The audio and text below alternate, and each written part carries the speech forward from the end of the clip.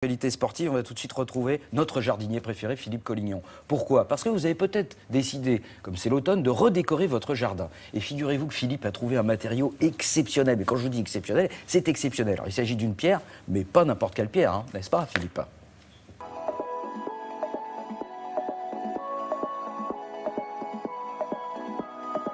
Bonjour, à la verticale, à l'horizontale, on peut tout faire avec ce petit piquet de schiste.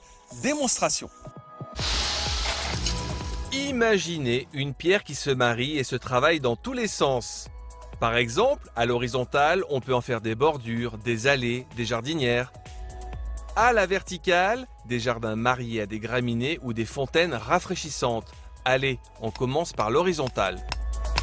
Là, l'idée plutôt, c'était de reprendre le piquet de schiste naturel, mais de lui redonner une forme beaucoup plus adaptée à de multiples utilisations, comme par exemple ce modèle de fontaine.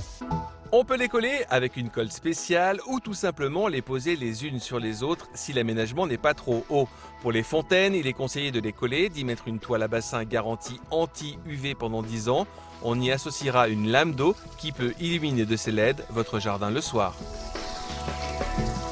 La grande idée également, c'est de pouvoir l'utiliser donc en horizontal, de manière à pouvoir faire des jardinières, de pouvoir faire du muret et de la bordure.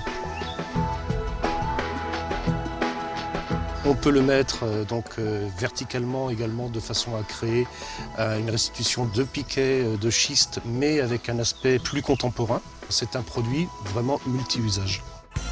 La verticale, mariée à la végétalisation, donne de la hauteur, de la perspective et un côté 3D très déco à votre jardin. On peut les fixer à l'aide d'un peu de béton. L'idée, mélangez-les en mariant les différentes hauteurs pour un effet spectaculaire. Mariez le tout à des graviers ou à des copeaux d'ardoise pour un effet très minéral.